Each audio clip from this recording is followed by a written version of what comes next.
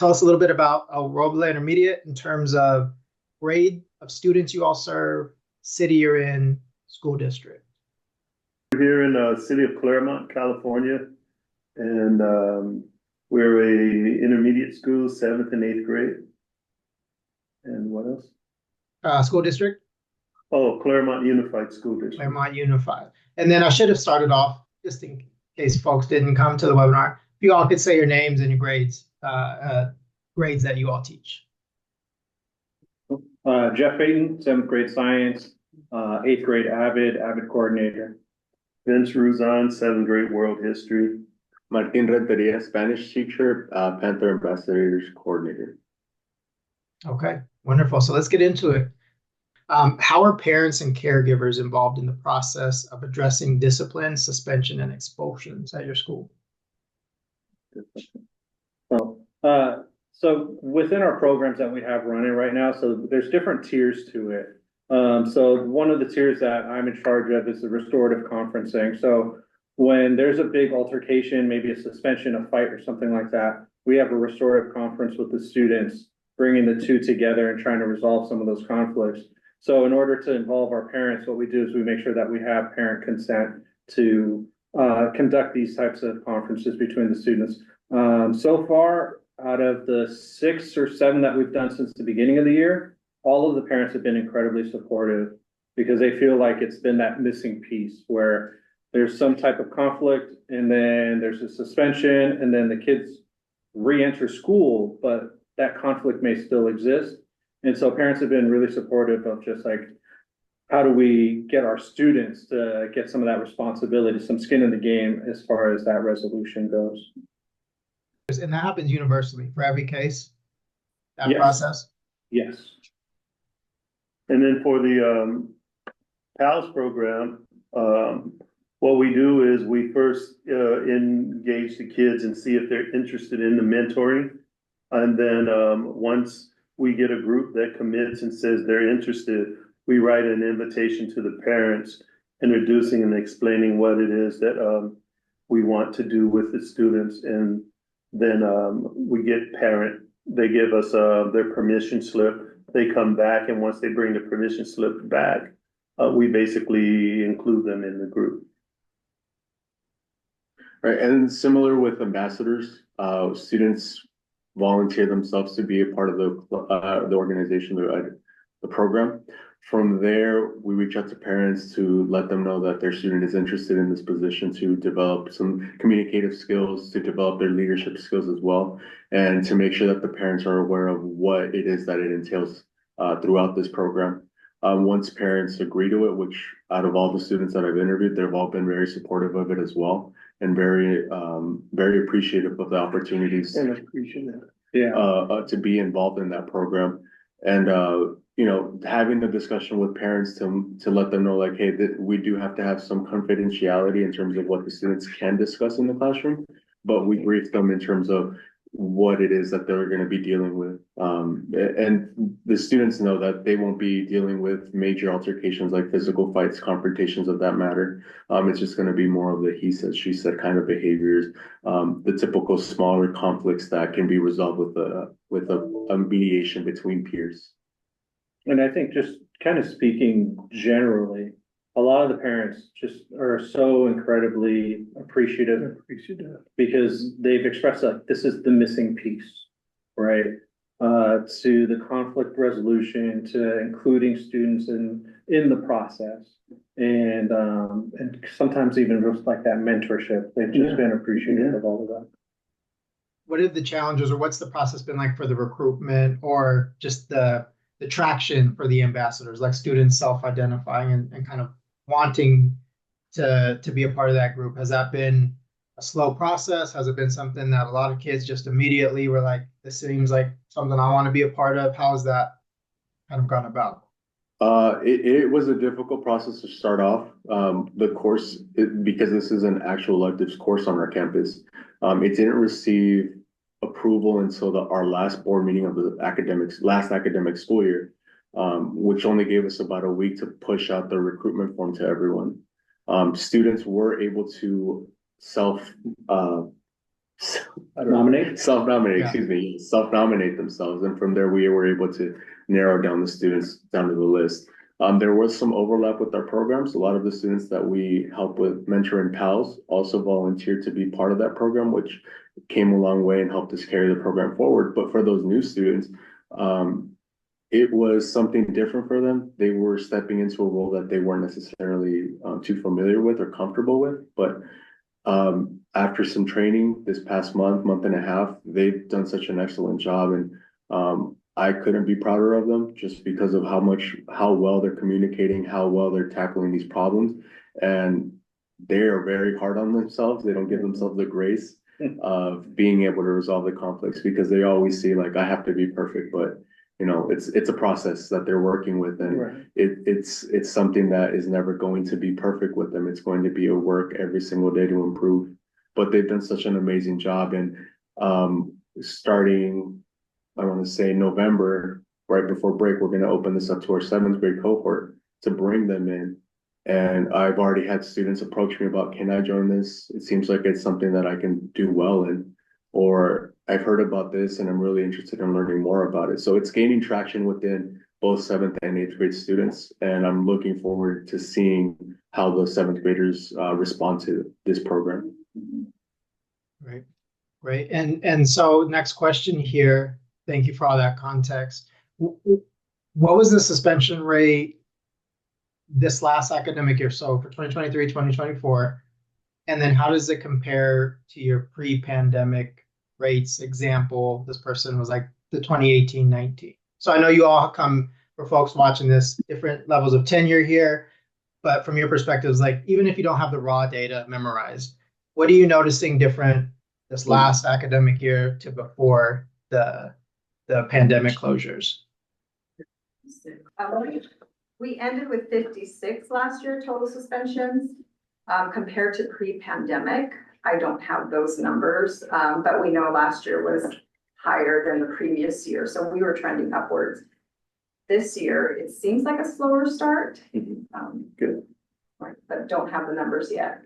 Yeah, and the data is kind of, it's really inconsistent, if I'm honest with you, and a lot of that is just because we've had change in leadership, and so change in who should get suspended and who shouldn't get suspended, and then it's just hey, let's clear house.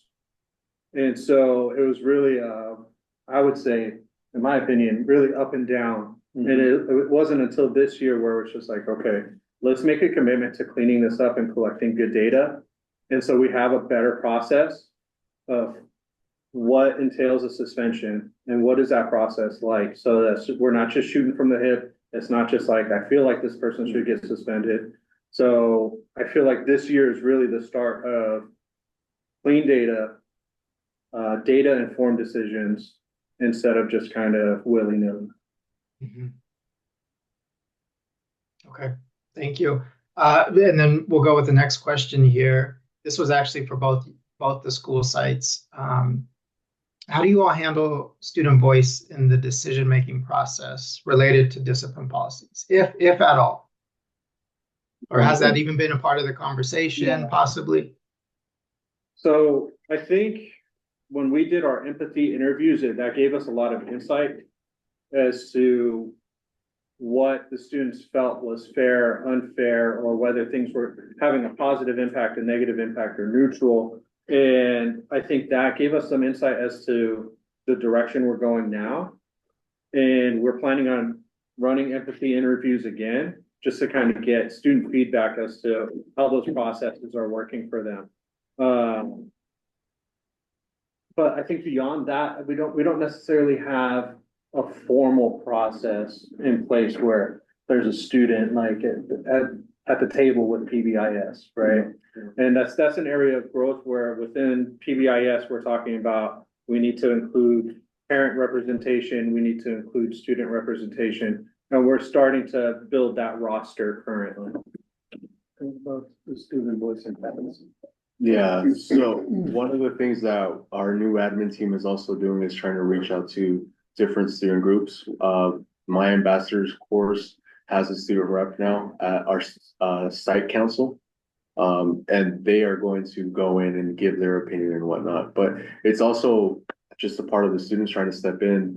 They've been asking and requesting to meet with anyone that will listen to them in that office to discuss like, hey, what can we do about the suspension? Can we bring them to mediation as part of the requirement for either not serving that detention or after the detention, or if they're coming back from that suspension, can we handle that situation so that we can resolve that conflict and just try to get them back in and be in a good spot? What specific changes? I know you all talked about the two programs that are kind of the catalyst for a lot of this work that you're doing, but I'll ask the question anyways. What specific changes or interventions have been most effective in reducing suspensions?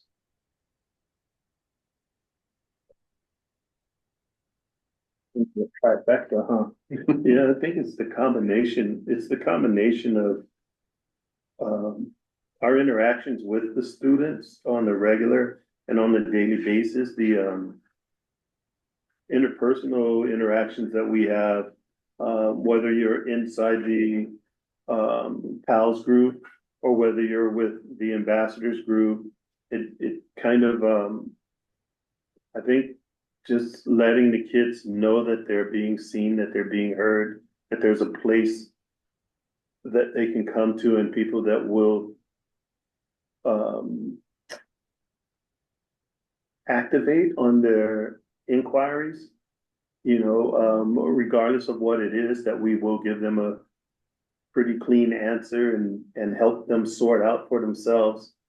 Some of this, like today, we just had a conversation over basically not getting involved and not taking situations and escalating them through involvement. Why don't you just walk away? Why don't you go and tag an adult and let us come in and de-escalate? But it's the regular interactions, it's the regular conversations. Students will come and find us and tell us information and give us information to prevent situations from getting bigger.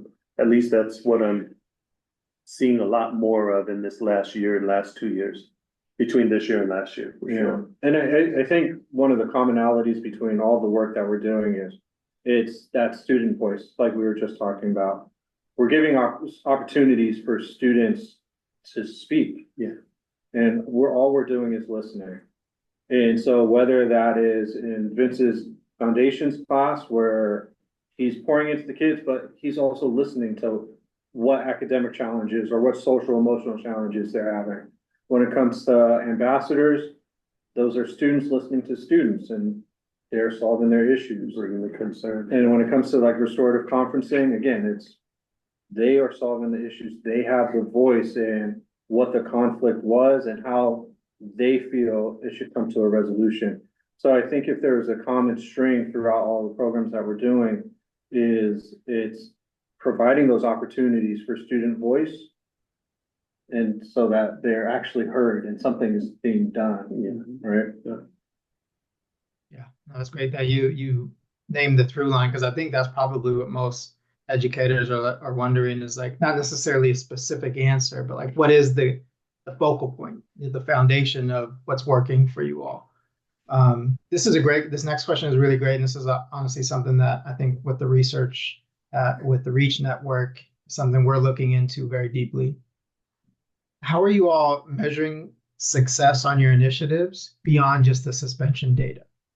Or if you're not doing it like formally, like informally? With ambassadors, we are doing two things. First is keeping a track of the students that come in, the disputes that they have, and following up with those students. My students know that we do a follow-up interview every week once we've resolved the conflict. If that conflict remains resolved, if both students address that conflict and state that it has been resolved between the both of them and they were able to keep the agreements in place and they are following them without any issues, then we leave it at that and we can check in on them informally at a different time. But if it happens to be that those conflicts aren't resolved, then we can schedule a second follow-up mediation to see what it is that we need to adjust to make sure that they can agree to resolve this conflict. Should it be that we need to follow up again a third time and it doesn't necessarily get resolved, then that's when we can turn it over to our admin, Geoff, as well, to do that restorative conference to see what we can address differently at that time. The second thing that we're doing is we're just keeping track of students to see how well they're doing in classes and modifying the empathy interviews that we've done just to make sure that it caters to the outlook of the ambassador students that have been in there. What have they learned? What have they noticed in terms of their growth, in terms of communicating, helping out students, and just getting their voices heard to see why it is that this program is effective, if it is effective. And then for the foundations class, one of the things we did was we had the kids write a goals plan for the year, and we check in regularly on whether or not they're making progress towards their goals. We do a regular assignment list check so that at our school we have assignments listed by teacher online so that I can basically pull up their information and then talk to them about each individual assignments that they have.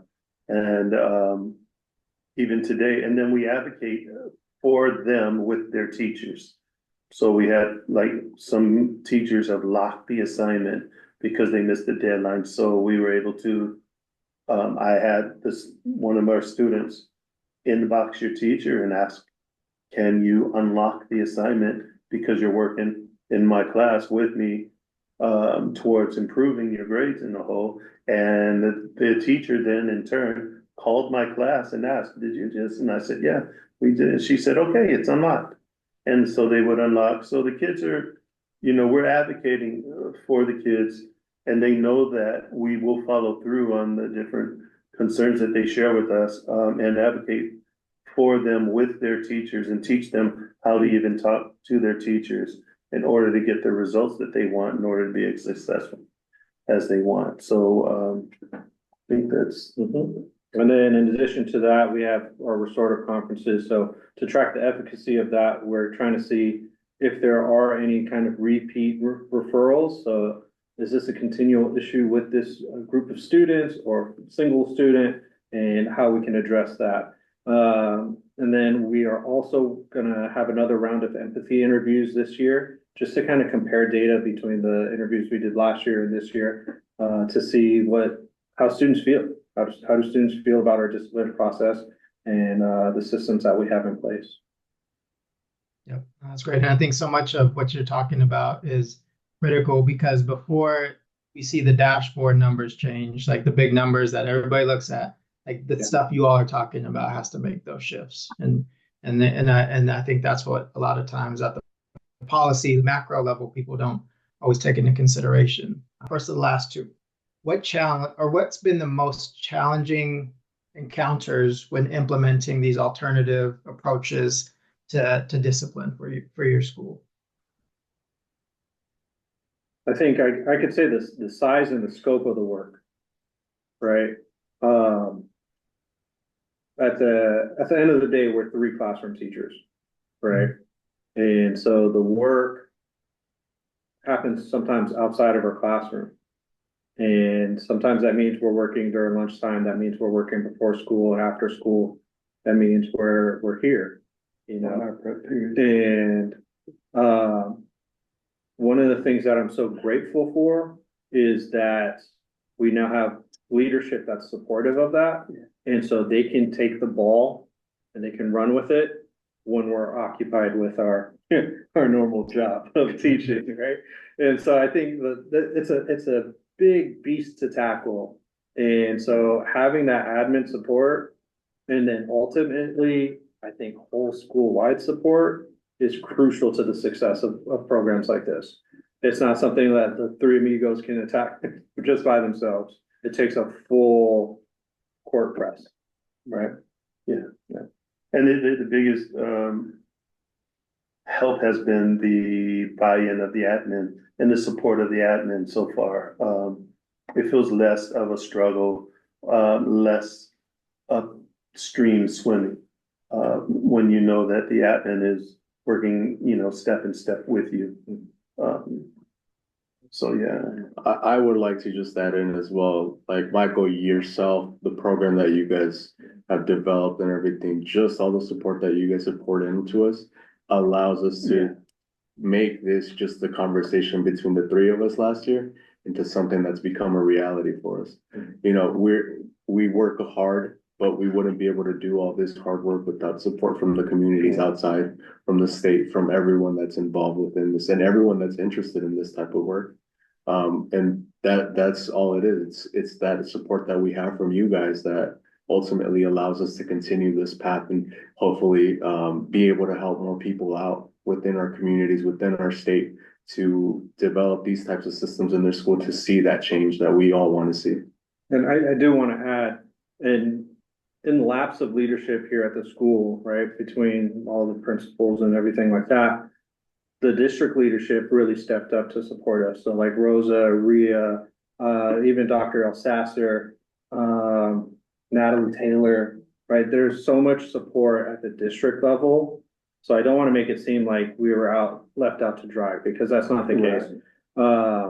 Knowing that the district supported us in the initiatives that we were kind of pursuing was massive, right? Because if we were on this journey of restorative practices and that was in opposition to the district, I don't think we would have gotten anywhere. But the fact that the district supported those decisions and it was in alignment with the vision of the district, I think was important. It was the perfect storm. Yeah.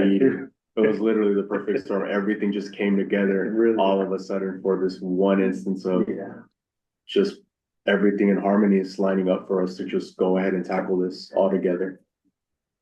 Yeah, well, that's powerful. And I think having you all voice that and express that and communicate that is what's going to help this work continue on beyond you all and throughout the state. Is because people need to understand that. I mean, one of some of our conversations when we first started was like, the three of you are so powerful and inspiring, but how long does that last? That you all carry, like, or you know, three of you and plus a handful of other teachers that are just bought and sold into this work. How long does that last? How long is that sustainable? And so it's just really good to hear folks that are doing this work at the ground level communicate that. And I hope you all continue to do so and make sure that people are aware across the state that sit in all kinds of different seats around like what it takes to do this. It's not just one teacher that's leading the way. It's not just one district restorative justice officer. It's not it either. So that leads me into this last question. How are you all building buy-in among your staff and other school building partners, district partners for adopting these alternative discipline mindsets? Good question. I think that is like the question, right? It's a hard sell for some people, restorative practices, because some people have a misconception of what it is and what it isn't. And I think one of the things that we're trying to do is first start small so that we have an example to show and share with people. But one of the other things that we're trying to do is include more people in the process, right? So when we're developing rosters for Panther Pals or ambassadors, or even referrals for restorative conferences, we want to include more people in that process so that they kind of get an idea as to what the work is and how we're engaging in that. And it's one of those things where we're not trying to grow too fast, but we do have to start including other people so that they can get a taste of what the restorative practices are, what's happening, and the impact that it's having on those students. And if it just stays within the three of us, that's never going to happen. We have to start inviting people in. And so we're slowly trying to do that, recruiting more mentors, including people into that recruitment process, bringing things out to the PBIS team and expanding that, and really building on all the work that we're doing. I mean, my students did a peer mediation with Vincent, one of our representatives from the district office, and I don't know how Vince feels about it, but I thought that she was really impacted by it. She really enjoyed being there. She liked the work, and I think that's another thing that we do for buy-in in terms of like that type of work. bring them in to experience it, Yeah. so that they could see firsthand what it is that the students are doing and how it's impacting them and how it's going to be changing them, because opinions change right away once you experience it. Yeah, and bringing them in, but also going out and helping them out, especially with the younger members of the staff, supporting them. Yeah, and giving them that support that they need and letting them know anything that you need, we're here for you as a staff member. And then, suggesting and using some of the practices that we use, and showing them, this is how I approach this issue. This is how we deal with these things. And, if you find that that's something that you're comfortable with doing, offering the things that we've learned along the way so that others can. We need to get more voices in and bring others in, and welcome them in to come and see what we do and how we do it.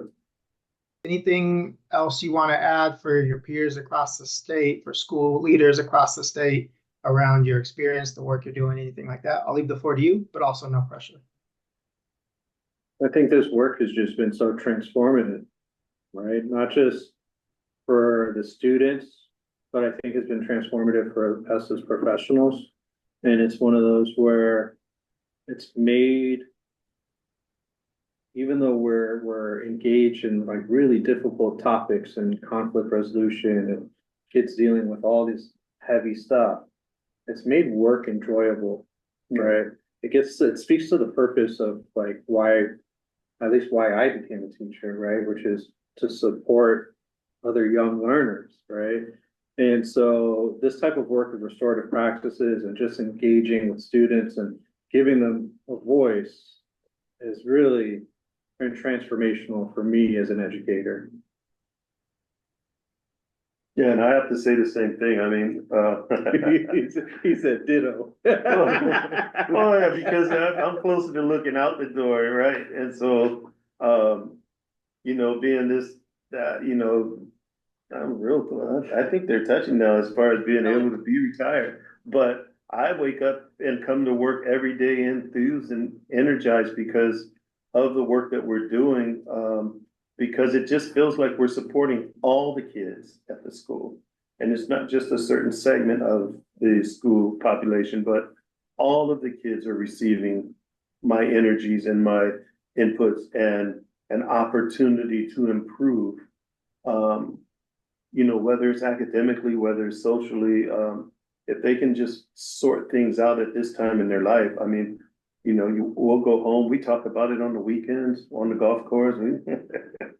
And yeah, so no, it's been really cool. Even at my advanced age, it still makes getting up and coming to work worthwhile. Like you feel like you're making a difference. No, I'm the opposite. For me, this is like the start of my teaching career. So for me to be able to engage in this type of work, it's really refreshing. It opens up so many different avenues, makes me reflect plenty on my own teaching pedagogies, methodologies, all that stuff, to make sure that it's aligning up with the work and that I'm receptive and respectful towards my students in the classroom, and then carrying that outside of the classroom. How do I approach them and make sure that they're feeling safe, they're feeling comfortable, and that they're able to do their best job here on campus? But looking forward as well, it offers me a lot of opportunities looking forward to how can we expand our programs, how can we make this a better place, and how can we help other people as well? Because ultimately that's what we're here for. We're here to help our students, but we're also here to help as many peers as we possibly can with this type of work, and hopefully touch as many people as we can with this work and help them create that system in wherever it is that they want to do it. Great. Well, I'm so appreciative. And what's so powerful about you three, and I said this when we were in person, is the perspective from early career, mid-career, late career, and all. It's not a gimmick. It's not like this new thing that letting kids get away with things. This is an adult mind shift, and we can all do this if we actually reframe the way we think about our relationship with young people. And y'all are just like living evidence that it's not something that later tenured educators are not going to buy into. It's not something that just the new, fresh out of college first career move are adopting it into. It's like, it's something that, what you said, Geoff, it's actually helping sustain your ability to stay in the classroom, not push you away and wear you out. So I thought that was powerful to hear that. But thank you all so much. Appreciate your 30 plus minutes of time today. I know we'll be in touch. I continue to enjoy working with all three and learning from all y'all.